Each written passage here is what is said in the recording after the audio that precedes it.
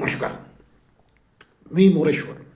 हाय Maharashtra YouTube news चॅनलमध्ये आपलं स्वागत आहे. नगर परिषद निवडणुकांची रणधुमाळी माजली आहे.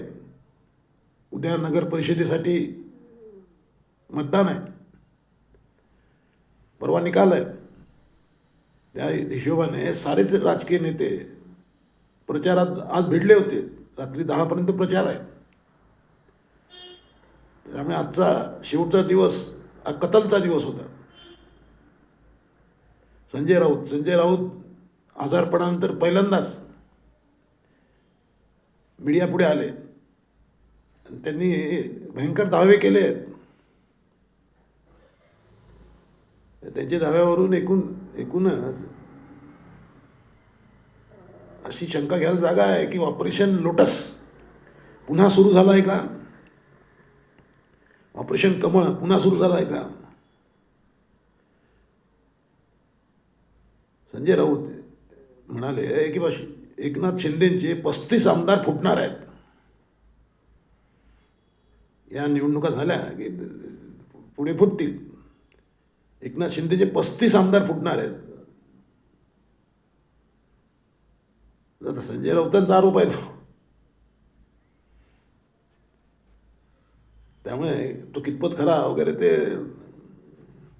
ती गोष्ट वेगळी. पण संजय राऊतांचा आरोप,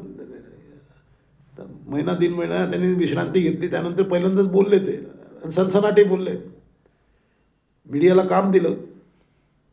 त्यामुळे सकाळपासून जी चर्चा आहे की शिंदेचे 35 आमदार फुटतायत का, फुटणार का पुढे मागे,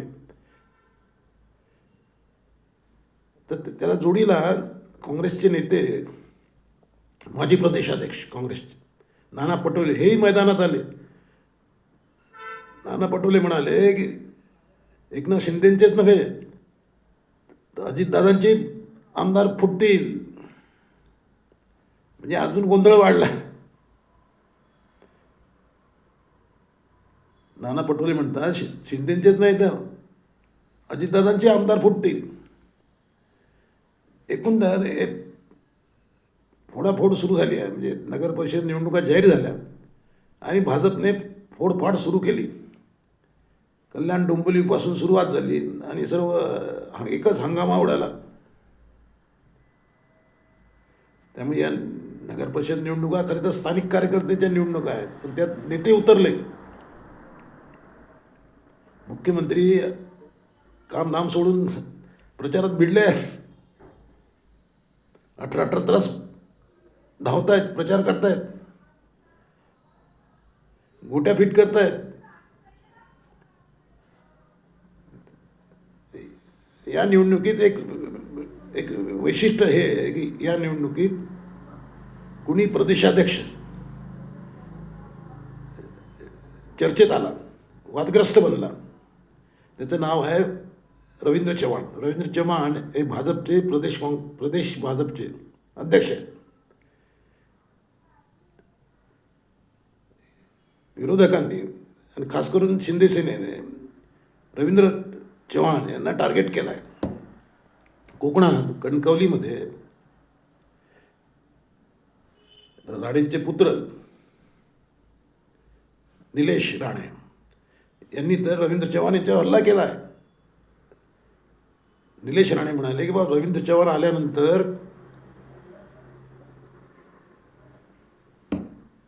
निलेश राणेंनी एक स्टिंग ऑपरेशन केलं. ते भाजपच्या एका पदाधिकाऱ्याच्या घरात जाऊन आले. त्याची परवानगी नसताना त्याच्या घरात घुसले. तिथे त्यांनी लाईव्ह व्हिडिओ केला. त्यात एक पैशाची 15 लाख 25 लाख रुपये असलेली बॅग त्यांनी दाखवली. त्यांचं म्हणणं हे रवींद्र चव्हाण आल्यानंतर ही बॅग आली आहे. तर हे नेमकं म्हणजे निवडणुका नगर परिषदेच्या आहेत, ग्रामीण आहेत, स्थानिक कार्यकर्त्याच्या निवडणुका आहेत. मात्र लढतायत नेते. जे कार्यकर्ते लढतायत ती गोष्ट आहे, पण नेतेसुद्धा भिडले आहेत एकमेकांना. नाराजी नाट्य सुरू आहे का? म्हणजे महायुतीमध्ये नाराजी नाट्य सुरू आहे का? एकनाथ शिंदे विरुद्ध देवेंद्र फडणवीस असं काही दुरावा आहे का? तर दुरावा आहे असं गेल्या काही महिन्यापासून चर्चा सुरू आहे. दोघांनी स्पष्ट केलं की दुरावे नाही, दुरावा नाही, हे दोघांनी स्पष्ट केलं आहे. देवेंद्र फडणवीसांनी स्पष्ट केलं आहे, शिंदेही म्हणालेत, परंतु तरीही चर्चा आहेच. देवेंद्र फडणवीस तर म्हणाले की बाबा विरोधकांच्या आरोपांना उत्तर द्यायचे लायकीचे नाहीत. विरोधकांचे आरोप हे उत्तर द्यायच्या लायकीचे नाहीत असं देवेंद्र फडणवीस म्हणतात. संजय राऊतांना त्यांनी शुभेच्छा दिल्या, तब्येतीच्या शुभेच्छा दिल्या, पण त्यांचे आरोप उत्तर द्यायच्या लायकीचे नाहीत असं फडणवीस म्हणाले. आणि तीच रिॲक्शन एकनाथ शिंदेची आहे. तरी पण वारंवार ही चर्चा का उठते की दोघांमध्ये दुरावा आहे, दोघांमध्ये संवाद नाही, बोलत नाहीत एकमेकांशी, फडणवीस आणि शिंदे एकमेकांशी बोलत नाहीत, असं वारंवार चर्चा का होते. आज या विषयाला फोडणी यासाठी मिळाली की संभाजीनगरमध्ये, छत्रपती संभाजीनगरमध्ये हे दोन्ही नेते म्हणजे शिंदे आणि फडणवीस दोन्ही काल रात्री एकाच हॉटेलमध्ये होते. शिंदे खालच्या फ्लोअरला होते, फडणवीस वरच्या फ्लोअरला होते. एकाच हॉटेलमध्ये रात्री मुक्कामाला होते, पण दोघांनी एकमेकांना भेटायचं टाळलं. म्हणजे ही गंमत आहे की दोघेही एका रात्री मुक्कामाला होते, पण दोघांनी एकमेकांशी भेटायचं टाळलं. याचा अर्थ काय घ्यायचा? म्हणजे